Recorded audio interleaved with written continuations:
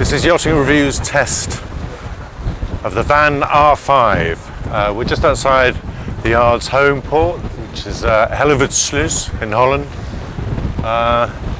It's a breezy March day, and if you want to see more on water tests, this is our first. There'll be more if you like and subscribe.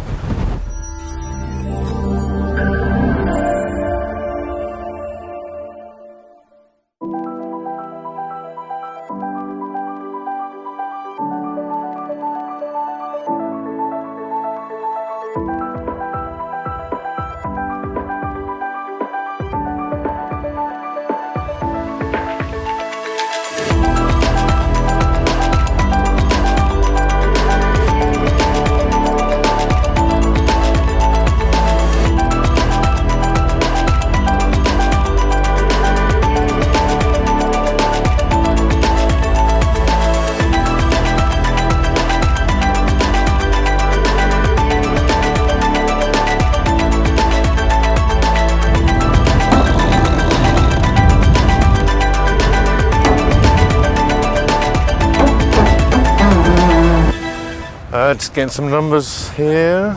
So we're down on kind of a broad reach, about 120 to 130 apparent, 12 to 12 and a half knots of apparent wind, and we're doing 6.2 knots at the minute. Bear in mind, with all these figures, we've got the two rim drives that are not retracted at the moment, so that costs maybe half a knot. So provisional figures.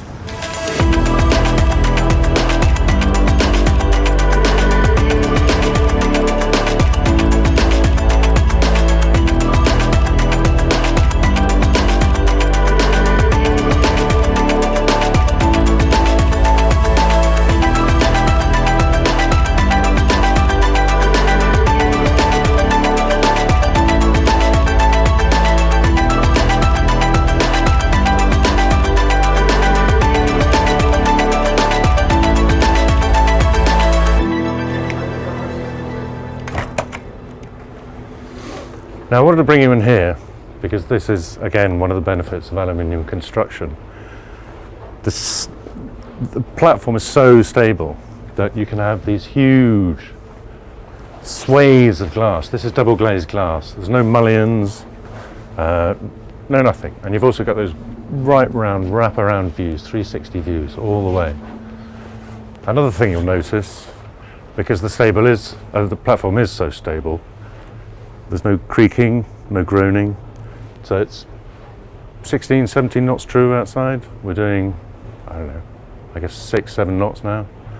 And it's just really, really quiet. Maar je bent oké. Oké, nou ik wil nog even wat zeggen, dus ik zie je straks. Doei.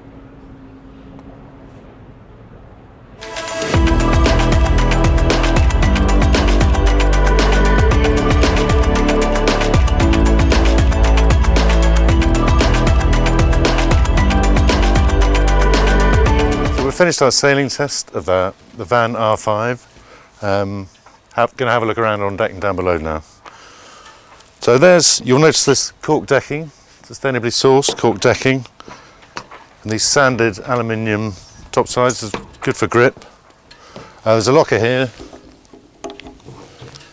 that goes, I guess that's 8 feet. There's no ladder, so I won't go down because I won't be able to get out. You've got your forward beam here, which has got the Jenica fitting and the Code Zero fitting at the end. There's your electric furler for the jib, and there's an anchor tucked here with the windlass over there, and these fabulous trampolines. Was a great place to be. There's your windlass with winch. Got 2 huge lockers here. This one's got the Jenica in it. This one is empty because all the fenders are out.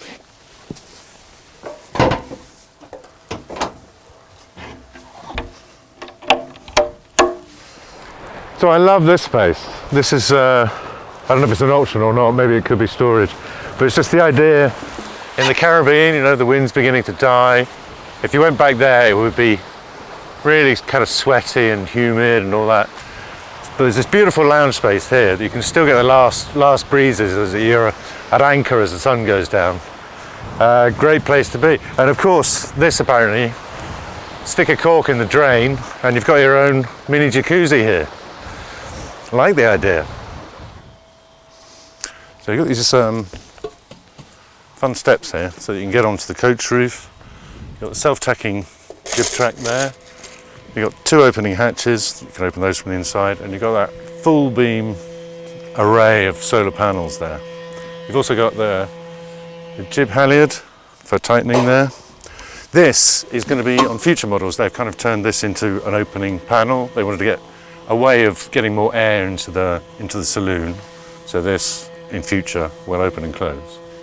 So you've got this gloriously wide cork promenade.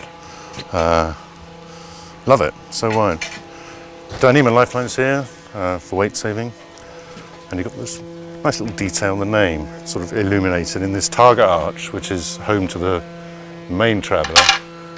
And also the main sheet runs through it. Really like the detail. So we move down these steps into the helm station. This seat, I mean, it's a fabulous place to sit underway. So fabulous that he's going to make it bigger. It's going to be for two people, and it's going to flip up so that you can still access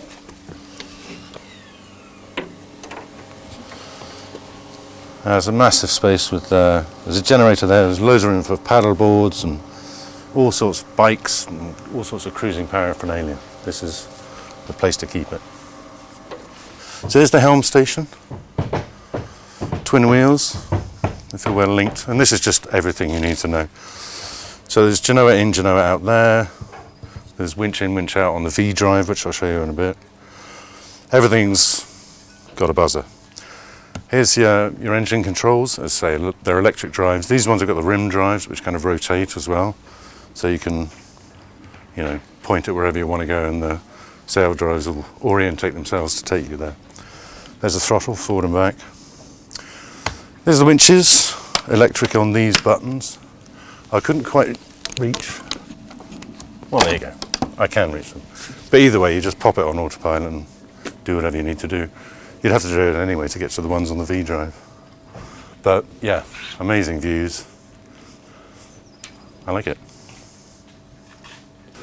So we've got these Dyneema lifelines here just to close that off at sea.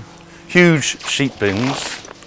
Nice little seat there, but huge sheet bins to service this area, the V drive, which is home to two electric winches that handle everything. So what have we got here? We've got a Jenica halyard. That's the jib in-haul, out-haul. That's the main in-haul, out-haul. There's the main halyard, and that's the topping lift. And they all operate. You can operate them from here. You can operate them with the foot switches. Both helm stations have these winch controls. It looks strange. You can't figure out how it works, but you watch it in action and it all makes sense. It's also, you use these same winches here for these davits. So there are lines halfway along coming out of there. You attach your tender to those, winch them up, lines come through here, up there, onto there, and because the lines themselves are about halfway along the arms, you can tighten your tender to the arms, to the davits themselves, so there's no need for other lines, it's just fixed right there. It's a neat solution. So this is the cockpit. The cockpit, it's enormous. This is the Targa arch, which is, I don't know, like a symbol of this boat. It's like a sort of, what it represents somehow.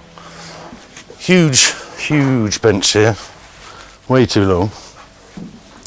Another one here. You've also got, this is optional, a fridge in there for your lunchtime drinks. This lowers manually, that's standard. You can get an electric one that lowers further. This is a spoiler, and they do three sizes. One comes to there, one comes to about here, and there's another one that goes right the way up. I like this one because you can also get, they've invented like a bimini, which kind of covers this area using carbon poles in the corners. So you can get temporary shade here if you need it, but the rest of the time, this is where you get some sun. It's also a handy place to tuck your Starlink away. On one of their models they got Starlink up there, there's no wires, it gets all the sky access it needs. It's a great idea.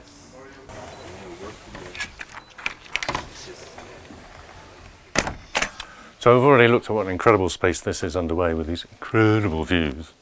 Let's give it a more practical eye now. So we got fridge freezer here, there's drawers everywhere, full of things. There's a lot of activity going on around here because the boat's leaving for La Grande Motte tomorrow down in the Mediterranean. You've got this huge space out here which I can see pot plants, family photos, it could be any number of things, herbs maybe, but there's tons of room to do it. There's a couple of plugs over there as well. Induction hob with the extractor fan there. I was wondering, I mean it would be a crime to put a ventilation hatch in one of these windows. Fortunately there's one up here, the extractor fan there in the middle of the hob, and again I mentioned that window or opening panel that they're going to put in the forward windscreen. There's your oven. Stowage is really good. You've got your bin out here. Good sized sink. You've got more stowage and your dishwasher down there. And again, I'll say it again, those views. So this is kind of the saloon area. There's a VHF there, and if you did want a third helm station indoors, they can do it. So you'd have all your instrumentation there and a wheel there. As it is, it's a little, there's a table there for your laptop or iPad or whatever, and the rest of it is just saloon space, a perfect height to check out your anchorage. So this headlining feels really good. It used to be plastic bottles. It's recycled PET, which is old plastic bottles. And you've got this beautiful uplining here. Really helps create the mood in the place. And this space, if you chose the full cabin option here and brought, you know, the master head aft, master shower unit, then there would be more steps here into that cabin, the forward cabin in the porthole. There's another table that manually lowers to turn this into a kind of slob out space, so maybe you could have a pop-up TV here and do your movie nights. Slightly less space out here, but I mean, you know, could still be useful for your pot plants and so on. And then there's this detail here, which is an echo of the Targa Arch, which kind of symbolises the Vaan brand, beautifully branded. So this is the forward guest cabin. It's done up as a bunk cabin. At the moment it could be a crew cabin, it could be another double, it could be a gym if you wanted. They have that flexibility. There's an opening hatch here with kind of fly blinds and block out blinds. There's another one here.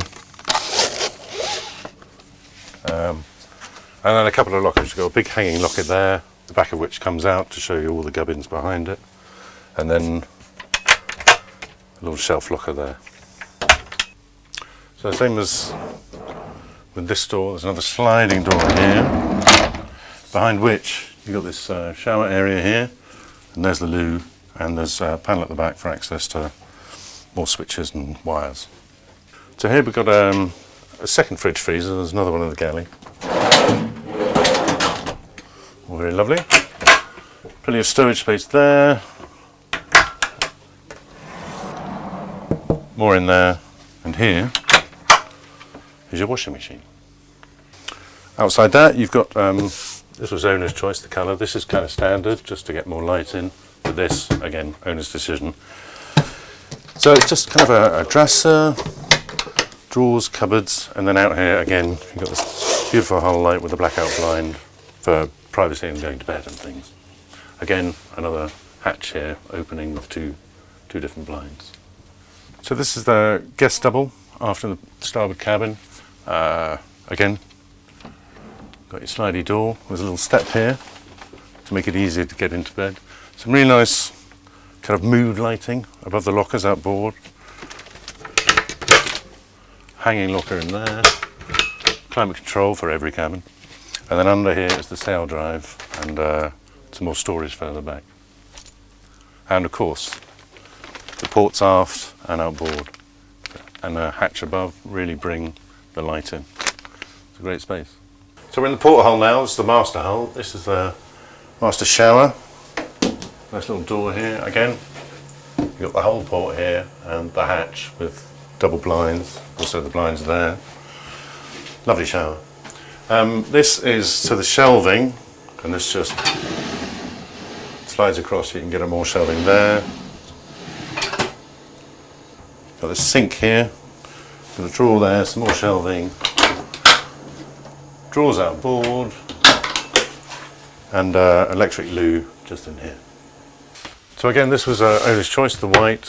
White's pretty standard out here, but this could have been anything. Could have been this, could have been the door, could have been anything. But again, this really nice mood lighting across the top.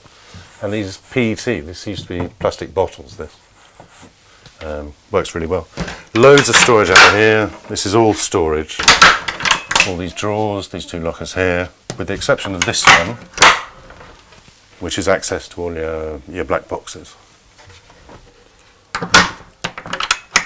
Okay, so this is the master double. You'll notice there's less, so you've got the generator and all the storage on the other side. So this one, there's no storage below it, so it can be a lot lower. Hence, no step, you don't need one. It's got lockers outboard, another hanging locker here.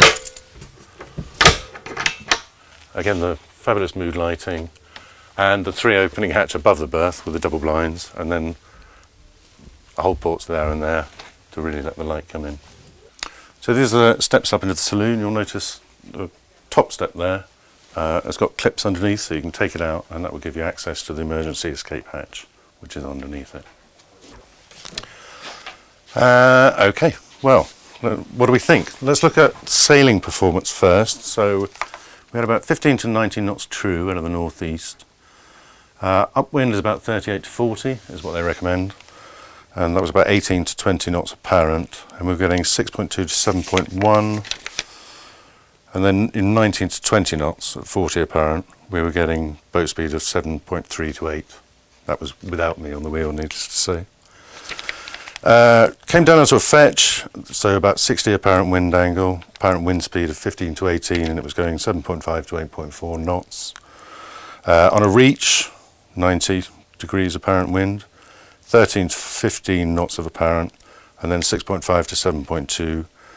Broad reach, 120 to 130 apparent, 11 to 14 knots of apparent wind speed, and we were getting 6.1 to about 6.6. So you taxed at about 100 degrees going upwind. It's worth caveating those figures by the fact that this has kind of experimental rim drives, which they'd left down. They are retractable, but they would have been left down, and that cost, I guess, maybe a knot of boat speed. The feel at the wheel was a bit funny because they need to retrim the mast. They were messing around with the rigging yesterday to get some protective sleeves on it, and the mast wasn't quite true, so it felt like there was a lot of weather helm, like way more than there should have been. And perhaps when I was on it, we had a bit too much sail up, and the reef they took in later would have made a difference. But I was surprised at the amount of weather helm.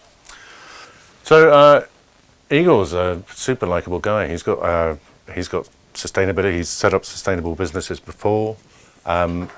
This is another one. I love the idea. I love his passion for it, and I love how he sees it as a sort of continuum. It's not like a point in time. It's something that keeps on improving. So at the moment, the hulls themselves are made of 60% recycled aluminium. That's window frames and number plates and road signs and that sort of stuff. All gets recycled into this. Now he's looking at upping that percentage. The decks are cork. The deck head is PET, so that's old plastic bottles. The cork is certified as sustainable. These are all sustainable covers. The foam isn't, but again, that's something they're looking at because they want to improve it. The whole boat's electric. We've got the solar panels. It's a real ambition. I mean, if you were taking on this boat, I think because of the price differential to like an old fiberglass boat, you'd have a passion for that. I mean, it's an incredible place to be. The decor is kind of minimalist and quite sophisticated in that way, but just the windows would sell it alone for me. Who's going to buy it? I guess I can see it working with a young family, or two couples. Like I say, you could have a crew, you could have a crew cabin, you could have a gym. Because of the flexibility the company offers, It could be any number of things. What it is about 1.5 million euros without loads of extras. Thank you to Fortis Marine, who's their UK agent, for bringing us over. Don't forget to like and subscribe if you've seen this, because if you don't, you'll miss the factory tour we did with Igor, talking us through the entire process. Like and subscribe.